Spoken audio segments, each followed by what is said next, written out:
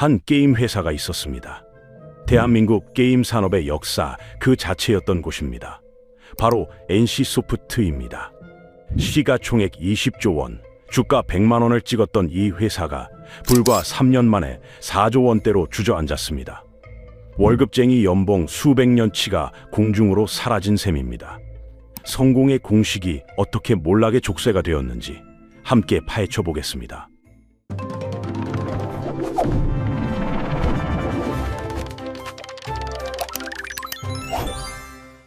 3년이라는 시간은 그리 길지 않습니다. 하지만 NC소프트에게 이 3년은 제국이 무너지는데 충분한 시간이었습니다. 주가 10,000원이 190,000 원대까지 떨어졌습니다. 시가총액으로 환산하면 16조 원이 허공으로 증발한 것입니다. 숫자만 보면 단순한 주가 하락처럼 보일 수 있습니다. 그러나 이 숫자 뒤에는 훨씬 더 심각한 이야기가 숨어 있습니다. 2024년 NC소프트는 기업 공개 이후 처음으로 연간 영업 적자를 기록했습니다. 적자 규모는 1,092억 원에 달합니다. 영업 적자란 쉽게 말해 번 돈보다 쓴 돈이 더 많다는 뜻입니다. 그것도 1,000억 원 넘게 말입니다. 이 충격은 국내에만 머물지 않았습니다. 사우디아라비아 국부펀드가 NC소프트 지분을 대량 매입했다가 3조 원에 가까운 손실을 본 것으로 알려졌습니다. 국부펀드란 국가가 운영하는 거대한 투자 기금입니다. 전 세계 어디든 투자하는 글로벌 큰손이 NC소프트에서 막대한 손해를 입은 것입니다. 왜 이런 일이 벌어졌을까요? 단순히 게임 한두 개가 망해서일까요? 아닙니다. 이것은 게임 회사 하나의 실적 부진이 아닙니다. 대한민국 게임 산업을 20년 넘게 지배해온 하나의 시스템이 붕괴하고 있다는 신호입니다. NC소프트는 단순한 게임 회사가 아니었습니다. 리니지라는 하나의 장르를 만들어낸 원조였습니다. 한국 온라인 게임의 역사는 리니지 이전과 이후로 나뉜다는 말이 있을 정도입니다. 그 리니지가 만들어낸 매출 공식, 그 공식에 기대어 성장한 조직 구조, 그리고 그 성공에 취해 변화를 거부한 문화, 이 모든 것이 지금 동시에 무너지고 있습니다. 주가 그래프를 보면 마치 절벽에서 떨어지는 것처럼 보입니다. 그런데 진짜 무서운 건 이 추락이 갑자기 시작된 게 아니라는 점입니다. 균열은 이미 오래전부터 있었습니다. 단지 리니지가 벌어다주는 돈이 그 균열을 가려왔을 뿐입니다. 이제 그 돈줄마저 마르기 시작하자 숨겨져 있던 모든 문제가 한꺼번에 터져 나오고 있는 것입니다. 이것이 단순한 실적 부진인지 아니면 되돌릴 수 없는 몰락의 시작인지 그 답을 찾으려면 먼저 NC소프트가 어떻게 이 자리까지 올라왔는지를 이해해야 합니다. 1998년 대한민국은 IMF 외환위기의 한복판에 있었습니다. 외환위기란 나라의 달러가 부족해서 경제가 무너지는 상황을 말합니다. 기업들이 줄줄이 쓰러지고 직장인들은 하루아침에 거리로 내몰렸습니다. 사람들은 절망했고 현실에서 도망칠 곳이 필요했습니다. 바로 그때 리니지가 등장했습니다. 리니지는 단순한 게임이 아니었습니다. 현실에서는 얻을 수 없는 것들을 제공했습니다. 힘, 힘력, 인정. 현실에서 무력감을 느끼는 사람들이 게임 속에서는 강력한 군주가 될 수 있었습니다. 수백 명을 이끄는 혈맹의 군주, 전쟁에서 승리하는 영웅. 현실의 좌절을 게임 속 성취로 대체할 수 있었던 것입니다. 여기에 NC소프트는 천재적인 수익 모델을 얹었습니다. 바로 돈을 쓰면 강해지는 구조입니다. 시간을 투자해서 천천히 강해지는 방법도 있지만 돈을 쓰면 그 과정을 훨씬 빠르게 단축할 수 있었습니다. 더 좋은 장비, 더 높은 레벨, 더 강한 능력치, 모두 돈으로 살 수 있었습니다. 이 모델이 왜 강력했는지 이해하려면 카지노를 떠올려 보면 됩니다. 카지노에서 사람들은 왜 계속 돈을 쓸까요? 다음번에는 딸 수 있을 것 같기 때문입니다. 리니지도 마찬가지였습니다. 조금만 더 투자하면 더 강해질 수 있다는 희망, 그 희망이 지갑을 계속 열게 만들었습니다. 특히 리니지의 핵심 고객층은 독특했습니다. 소위 린저씨라고 불리는 30, 40 남성들이었습니다. 린저씨란 리니지를 오래 즐기는 중년 남성 유저를 부르는 말입니다. 이들은 경제력이 있었습니다. 현실에서는 회사의 중간 관리자지만 게임에서는 누구도 무시할 수 없는 존재가 될 수 있었습니다. NC소프트는 이 구조를 더욱 정교하게 발전시켰습니다. 확률형 아이템, 즉 뽑기 시스템을 도입했습니다. 돈을 내고 상자를 열면 무작위로 아이템이 나오는 구조입니다. 좋은 아이템이 나올 확률은 낮지만 나오면 엄청난 보상을 얻습니다. 이것은 슬롯머신과 똑같은 원리입니다. 사람의 뇌는 불확실한 보상에 더 강하게 반응합니다. 이 시스템은 놀라운 효율을 보여주었습니다. 리니지M이 출시된 2017년에는 단일 게임으로 연 매출 1조 원을 넘기기도 했습니다. 게임 하나가 웬만한 중견기업 전체 매출을 뛰어넘은 것입니다. 문제는 이 성공 공식이 너무 완벽했다는 점입니다. 완벽한 공식은 변화를 거부하게 만듭니다. NC소프트는 변화 대신 안주를 선택했고 그 선택이 훗날 회사의 목을 조르게 됩니다. 2017년 리니지M이 폭발적인 성공을 거두고 있을 때 사건이 터졌습니다. 바로 문양 사건입니다. 문양이란 캐릭터를 강화하는 핵심 아이템이었습니다. 유저들은 이 문양을 얻기 위해 엄청난 돈을 썼습니다. 수백만 원, 수천만 원을 쓴 사람도 드물지 않았습니다. 그런데 NC소프트가 갑자기 이 문양의 획득 방식을 바꿔버렸습니다. 기존에 어렵게 모은 문양의 가치가 하락했습니다. 유저들 입장에서는 날벼락이었습니다. 수천만 원을 들여 모은 재산이 하루아침에 휴지 조각이 된 것입니다. 분노한 유저들이 NC소프트 본사 앞에 트럭을 보냈습니다. 트럭 시위였습니다. 트럭 전광판에는 유저들의 분노가 담긴 문구가 떴습니다. 이 사건은 게임 업계를 넘어 사회적 이슈가 되었습니다. 여기서 중요한 점이 있습니다. 유저들이 분노한 진짜 이유는 돈 때문만이 아니었습니다. 물론 금전적 손실도 컸지만 더 근본적인 분노의 원인은 따로 있었습니다. 바로 배신감이었습니다. 앞서 이야기한 카지노를 다시 떠올려 봅시다. 카지노에서 돈을 잃어도 사람들이 어느 정도 납득하는 이유가 있습니다. 규칙이 공정하다고 믿기 때문입니다. 확률은 낮지만 그 확률 자체는 조작되지 않았다고 신뢰하는 것입니다. 그런데 만약 카지노 딜러가 몰래 카드를 바꿔치기 한다면 어떨까요? 게임 자체가 조작되어 있다면 아무도 그 카지노를 찾지 않을 것입니다. NC소프트가 한 일이 바로 그것이었습니다. 유저들이 돈을 쓰게 만들어 놓고 나중에 규칙을 바꿔버렸습니다. 딜러가 게임 도중에 규칙을 바꾼 것입니다. 이것은 단순한 사업적 실수가 아니라 신뢰의 파산이었습니다. 당시 게임 커뮤니티에서는 개돼지 해방 전쟁이라는 말이 유행했습니다. NC소프트가 유저들을 돈만 뜯어가는 대상으로 취급한다는 자조적인 표현이었습니다. 유저들은 스스로를 개돼지라고 부르며 분노했고 이 분노는 조직적인 저항으로 발전했습니다. 다른 게임사들과 비교해보면 이 문제의 심각성이 더 분명해집니다. 물론 다른 회사들도 과금 논란에서 완전히 자유롭지는 않습니다. 하지만 유저들이 투자한 것의 가치를 사후에 일방적으로 떨어뜨리는 일은 흔하지 않았습니다.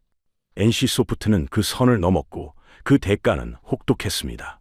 이 사건 이후 핵심 고객층인 린저씨들의 마음속에 균열이 생겼습니다. 한번 깨진 신뢰는 쉽게 회복되지 않습니다. 하지만 이런 균열이 생기기 전 NC소프트의 전성기는 분명 대단한 것이었습니다. 리니지 시리즈의 성공은 단순히 게임 하나가 잘된 수준이 아니었습니다. 하나의 제국을 건설한 것에 가까웠습니다. 리니지가 벌어다준 돈은 어마어마했습니다. 리니지M 출시 직후인 2017년부터 2020년까지 NC소프트의 연간 영업이익은 5천억 원에서 7천억 원 사이를 오갔습니다. 영업이익이란 본업으로 벌어들인 순수한 이익을 말합니다. 한 해에 5천억 원 넘게 남기는 회사가 한국에 얼마나 될까요? 대기업 계열사들이나 가능한 숫자입니다. 이 돈으로 NC소프트는 몸집을 키웠습니다. 직원 수가 급격히 늘었습니다. 2017년 3,000명 수준이던 직원이 2022년에는 5,000명에 육박했습니다. 5년 만에 2,000명 가까이 늘어난 것입니다. 판교에 거대한 사옥을 지었고 프로야구단 NC 다이노스를 인수해 운영했습니다. 게임 회사가 야구단까지 굴리는 것은 재벌 그룹이나 하는 일이었습니다. 주가도 하늘 높은 줄 모르고 올랐습니다. 2021년에는 주당 100만 원을 돌파했습니다. 시가총액 20조 원이 넘는 회사가 된 것입니다. 시가총액이란 회사의 모든 주식을 합친 가치를 말합니다. 삼성전자, 네이버, 카카오 같은 대형 기술주들과 어깨를 나란히 했습니다. 김택진 대표는 업계의 전설이 되었습니다. 리니지의 성공 신화를 만든 창업자이자 경영자. 그의 한마디 한마디가 업계에 영향을 미쳤고 수많은 개발자들이 NC소프트에서 일하고 싶어 했습니다. 하지만 이 화려한 성공 뒤에는 어두운 그림자가 있었습니다. NC소프트가 이렇게 성장하는 동안 정작 중요한 것을 잃어가고 있었기 때문입니다. 바로 새로운 게임을 만드는 능력이었습니다. 리니지가 계속 돈을 벌어다 주니까 굳이 모험을 할 필요가 없었습니다. 새로운 장르에 도전하는 것은 위험했습니다. 반면 리니지의 후속작이나 비슷한 게임을 만들면 최소한 어느 정도 매출은 보장되었습니다. 그 결과 NC소프트의 매출 구조는 리니지에 극도로 의존하게 되었습니다. 회사는 커졌지만 창의성은 오히려 줄어들었습니다. 이것이 바로 성공의 덫이었습니다. 2024년 게임 업계에서 흥미로운 비교가 화제가 되었습니다. NC소프트와 시프트업의 비교였습니다. 시프트업은 승리의 여신 니케와 스텔라 블레이드를 만든 회사입니다. 숫자를 보면 놀랍습니다. NC소프트는 전성기 때 직원이 5,000명에 달했습니다. 반면 시프트업은 320명 수준입니다. 15배 이상 차이입니다. 그런데 2024년 실적을 보면 상황이 완전히 뒤집힙니다. NC소프트는 1,000억 원대 적자를 기록했습니다. 시프트업은 60%에 달하는 영업이익률을 달성했습니다. 영업이익률이란 벌어들인 돈 중에서 실제로 남는 비율을 말합니다. 68%면 100원을 벌어서 68원이 남는다는 뜻입니다. 직원 수가 15배나 많은 회사가 적자이고 직원 수가 적은 회사가 압도적인 수익을 내는 것입니다. 어떻게 이런 일이 가능할까요? 답은 조직의 효율성에 있습니다. 시프트업은 적은 인원으로 핵심에 집중했습니다. 좋은 게임을 만드는데 모든 자원을 쏟았습니다. 반면 NC소프트는 몸집이 너무 커져버렸습니다. 야구단 운영, 거대한 사옥 유지, 수천 명의 직원 월급, 이 모든 것을 감당하려면 엄청난 매출이 필요합니다. 문제는 이 비용 구조가 회사의 선택지를 제한한다는 점입니다. 매달 수백억 원의 고정 비용이 나갑니다. 이 돈을 벌려면 확실하게 매출이 나오는 게임을 만들어야 합니다. 그러면 자연스럽게 리니지처럼 검증된 공식에 의존하게 됩니다. 새로운 시도를 하기가 어려워지는 것입니다. 이것을 구조적 덫이라고 부를 수 있습니다. 조직이 커지면 그 조직을 유지하기 위해 더 많은 돈이 필요합니다. 더 많은 돈을 벌려면 안전한 선택을 해야 합니다. 안전한 선택을 반복하면 새로운 도전을 하기 어렵습니다. 악순환인 것입니다. 결국 NC소프트는 2024년 대규모 구조조정에 들어갔습니다. 희망퇴직에 500명 이상이 신청했고 임원의 20%를 감축했습니다. 5,000명이던 직원이 3,100명대로 줄었습니다. 2년 만에 40% 가까이 감원한 것입니다. 그러나 이 뼈를 깎는 구조조정도 체질 변화 없이는 일시적 처방에 불과합니다. NC소프트도 변화의 필요성을 모르지 않았습니다. 리니지에만 의존하면 안 된다는 것을 알고 있었습니다. 그래서 야심차게 준비한 게임이 있었습니다. 바로 스론 앤 리버티, 줄여서 TL입니다. TL은 처음부터 글로벌 시장을 목표로 했습니다. 리니지 스타일을 벗어나 서양 유저들도 좋아할 만한 게임을 만들겠다는 것이 목표였습니다. 개발에 수천억 원이 투입되었습니다. NC소프트의 미래를 건 프로젝트였습니다. 2024년 10월, TL이 드디어 글로벌 출시되었습니다. 초반 반응은 기대 이상이었습니다. 스팀에서 동시 접속자 32만 6천 명을 기록했습니다. 스팀은 전 세계 PC 게이머들이 가장 많이 이용하는 게임 플랫폼입니다. 32만 명이면 대성공의 출발이었습니다. 하지만 문제는 그 다음이었습니다. 불과 몇 달이 지나자 동시 접속자가 3만 명대로 떨어졌습니다. 90센트가 이탈한 것입니다. 서양 유저들의 반응은 냉담했습니다. 그들이 지적한 문제는 명확했습니다. 과금 구조와 지루한 반복 작업이었습니다. 한국 게임의 과금 모델은 서양에서 종종 거부감을 일으킵니다. 돈을 내면 강해지는 구조, 끝없이 반복해야 하는 일일 숙제, 확률형 아이템, 이런 요소들이 서양 유저들에게는 불공정하고 지루하게 느껴집니다. 서양 게임 시장의 기준은 다릅니다. 돈을 내더라도 외형 아이템에 그쳐야 한다는 인식이 강합니다. 캐릭터의 옷이나 장식을 바꾸는데 돈을 쓰는 것은 괜찮지만 돈을 써서 다른 유저보다 강해지는 것은 공정하지 않다고 생각합니다. TL은 이런 문화적 차이를 극복하지 못했습니다. 경쟁작들과 비교해도 TL의 한계는 분명했습니다. 같은 시기에 서비스 중인 파이널 판타지 14나 월드 오브 워크래프트 같은 게임들은 여전히 수십만 명의 동시 접속자를 유지하고 있었습니다. 이 게임들은 돈보다 실력과 시간 투자가 중요한 구조입니다. 그래서 유저들이 오래 머무르는 것입니다. TL의 실패는 NC소프트의 체질 자체가 문제라는 것을 보여주었습니다. 리니지로 성공한 방식을 글로벌에 그대로 적용하려 했지만 통하지 않았습니다. 한국에서 통하던 공식이 세계 시장에서는 통하지 않는다는 냉혹한 현실을 마주해야 했습니다. 글로벌 진출이 막힌 사이 국내 시장에서도 위기가 찾아왔습니다. 바로 리니지를 모방한 게임들의 범람이었습니다. 업계에서는 이런 게임들을 리니지 라이크라고 부릅니다. 라이크란 무엇을 닮았다는 뜻입니다. 리니지처럼 생긴 게임이라는 의미입니다. 오딘, 나이트크로우, 히트2. 이름은 다르지만 본질은 비슷합니다. 리니지가 만든 공식을 그대로 따라한 게임들입니다. 혈맹은 게임 속 길드이고 공성전은 길드끼리 벌이는 대규모 전쟁입니다. 확률형 강화, 자동 사냥, 리니지를 플레이해본 사람이라면 익숙한 요소들입니다. 문제는 이 후발주자들이 더 좋은 조건을 제공했다는 점입니다. 그래픽이 더 좋았습니다. 리니지가 20년 넘은 게임인 반면 새로 나온 게임들은 최신 기술을 적용했습니다. 신규 유저를 끌어들이기 위한 혜택도 더 많았습니다. 원조 맛집이 위기에 처한 상황과 비슷합니다. 처음에는 그 집만 있었습니다. 손님들은 선택지가 없었습니다.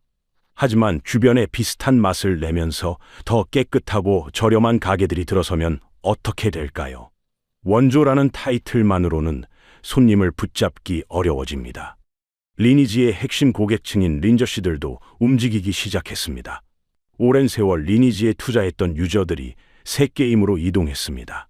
새 게임에서는 다시 처음부터 시작할 수 있었습니다. 이미 굳어진 리니지의 서버 환경보다 새 출발이 더 매력적으로 느껴진 것입니다. NC소프트의 대응은 미온적이었습니다. 리니지 EM, 리니지 W 등 리니지의 변형을 계속 내놓았습니다. 하지만 본질적으로 같은 게임이었습니다.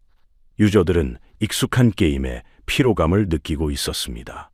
새 수를 담아도 낡은 부대였던 것입니다. 설상가상으로 핵심 개발 인력들이 회사를 떠났습니다.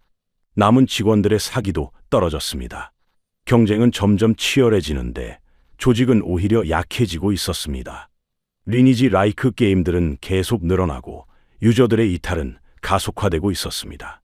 NC소프트가 만든 시장을 NC소프트가 지키지 못하는 역설적인 상황이 벌어진 것입니다. 2000년대 초반, 노키아는 세계 휴대폰 시장의 절대 강자였습니다. 전 세계 휴대폰 절반이 노키아였습니다. 하지만 스마트폰 시대가 오자 노키아는 순식간에 무너졌습니다. 변화를 거부한 대가였습니다. 지금 NC소프트의 모습이 그때의 노키아와 겹쳐 보입니다. 한 시대를 지배한 공식이 있었습니다. 그 공식으로 막대한 성공을 거두었습니다. 하지만 세상이 바뀌었고 그 공식은 더 이상 통하지 않습니다. NC소프트의 최근 행보를 보면 위기감은 느껴집니다. 희망퇴직을 단행했고 자회사를 분사했습니다. 분사란 회사의 일부를 떼어내 별도 회사로 만드는 것입니다. 비용을 줄이려는 노력입니다. 하지만 새로 내놓는 게임들은 여전히 리니지의 그림자에서 벗어나지 못했습니다. 2024년 12월에 나온 저니 오브 모나크는 리니지를 활용한 방치형 게임이었습니다. 방치형이란 플레이어가 직접 조작하지 않아도 자동으로 진행되는 게임을 말합니다. 출시 후 반년이 지난 지금 유저 수는 2,000명대로 극히 저조한 상황입니다. 신작마저 리니지의 틀을 벗어나지 못했고 시장의 반응도 냉담했습니다. 2025년 11월에 출시한 아이오니도 마찬가지입니다. 출시 첫날부터 서버 장애와 과금 논란이 터졌습니다. 돈을 내면 강해지는 구조가 다시 도마에 올랐고 주가는 하루 만에 15% 급락했습니다. 같은 패턴이 반복되고 있는 것입니다. 이 상황에서 NC소프트가 부활할 수 있을까요? 솔직히 쉽지 않아 보입니다. 하지만 불가능하다고 단정하기도 어렵습니다. 핵심은 결국 좋은 게임입니다. 유저들이 돈을 쓰게 만드는 게임이 아니라 유저들이 진심으로 재미있어 하는 게임. 그런 게임을 만들 수 있느냐가 NC소프트의 미래를 결정할 것입니다. 20조 원 신화는 끝났습니다. 지금 NC소프트에게 남은 것은 4조 원어치의 뼈아픈 교훈입니다. 고객은 한번 떠나면 돌아오지 않습니다. 특히 배신감을 느꼈을 때는 더욱 그렇습니다. 한국 게임 산업 전체에도 이것은 중요한 교훈입니다. NC소프트의 이야기는 아직 끝나지 않았습니다. 몰락이 확정된 것도 부활이 불가능한 것도 아닙니다. 다만 분명한 것은 지금이 가장 중요한 분기점이라는 사실입니다. 한국 게임 산업을 이끌었던 거인이 비틀거리고 있습니다. 여러분은 어떻게 생각하시나요? NC소프트가 체질을 바꿔 다시 일어설 수 있을까요? 아니면 결국 역사 속으로 사라지게 될까요? 댓글로 여러분의 생각을 들려주세요. 다음 영상에서는 NC소프트를 위협하는 신흥 강자들, 시프트업과 크래프톤, 그리고 호요버스까지 이들이 어떻게 게임 시장의 판도를 바꾸고 있는지 깊이 파헤쳐 보겠습니다. 게임 업계의 숨겨진 이야기와 돈의 흐름이 궁금하시다면 지금 구독과 좋아요 눌러주세요. 알림 설정까지 해두시면 새 영상을 가장 먼저 만나보실 수 있습니다. 그러면 다음 영상에서 뵙겠습니다.